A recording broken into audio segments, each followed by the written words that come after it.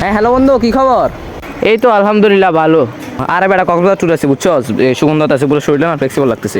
কক্সবাজার গেছস? হ্যাঁ আসলে। ও আচ্ছা। হ্যাঁ আচ্ছা, টমের কি খবর?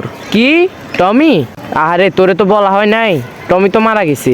ছাই, এভাবে মানে মানে ফেস টু ফেস, মানে এভাবে ডাইরেক্ট বলে দিলি মাউথ টু মাউথ। হ্যাঁ এভাবে আসতেও তো বলা যায়, মানে ঘুরতে আসছি শরীরটা ভালো নাই, মন খারাপ বুঝছস, তো ঘুরতে আসছি মনটা ভালো থাকবে, তুই ডাইরেক্ট মানে স্টপিক বলে দিলি মাউথ টু মাউথ। হ্যাঁ এভাবে তো বলা যায়, আসতে বলা যায়। প্রথম দিন কল দিলাম, বলা যায় টমি কোথায়, টমি একটু খেলতে গেছে বাইরে। দ্বিতীয় দিন মেসেজ কল দিলাম, দ্বিতীয় দিন বললি যে টমি তো একটা অ্যাক্সিডেন্ট করছে গুরুতর।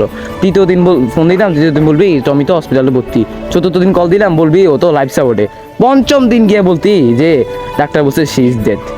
আসলে তোদেরকে কি বলবো, তোদের কমন সেন্স নাই আসলে না। আমি বুঝতে পারি নাই, সরি। এবার নেক্সট টাইম থেকে আর এইভাবে বলবো না। আচ্ছা যাই হোক, বাদ দে। দাদা কোথায় গেছে? দাদা দাদা তো একটু খেলতে গেছে।